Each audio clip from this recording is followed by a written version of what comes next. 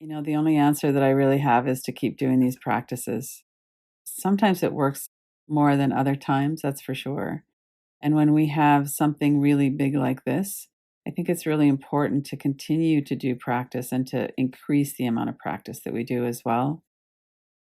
With catastrophic thinking, for sure, it's good to not follow that down the wormhole. I've experienced that many times as well. And one of the things I'm noticing is that, we get going with something and it might be something we read or it's an image or we're worried that we're going to get it or someone we love is going to get it. And then we start projecting into the future.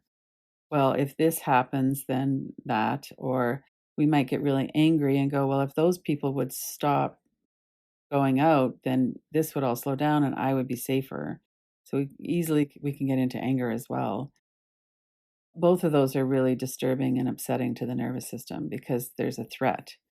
And so the mind can't really tell the difference between something we vividly imagine and something that's real. So when we're watching a lot of images of, the coverage of, for instance, Italy comes to mind. I've seen a lot of images on that in Facebook, but it could be anything. Then our mind takes that and it goes, okay, if that's their situation, then that's going to be mine. And this is what's going to happen. And we go on, and we're going to go into a depression, and then we're not going to be able to recover, and I'm not going to have money for food. Our mind can create all kinds of scenarios that scare the heck out of us. And so stopping that as soon as we can is really helpful. That's kind of a surface signal that our nervous system's really activated when we have that kind of thinking. So the longer term practice is to really settle our nervous system through the relaxation practices, the breathing practices. But in the interim, when we have that kind of thinking going on, open our eyes, put a frame around it, put it on the wall on the other side of the room.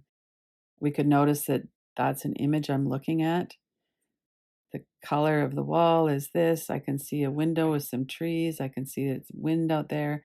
What we want to do is keep coming back to this is something we're thinking and that our thoughts can be observed. And so when we're observing thoughts, we're in this moment in time. And so we might put a hand on our heart or we might put a hand on our belly and soften our breath. Anything that we can do to keep our attention that right now in this moment, I'm safe and I've got thoughts about things that are really scaring me. So tapping is certainly another really effective way to do this. And the tapping, the reason we would tap, we take our attention into the sound and sensation of the tapping so that we can remember that we're not actually in that scenario that the mind has created or remembered. So we can get dragged back into old trauma. We have a felt sense of we're not safe in our body. That's a lot where those practices of relaxation and breathing come in so that we can feel that in our body for a little while. We can downregulate, let the parasympathetic nervous system settle us.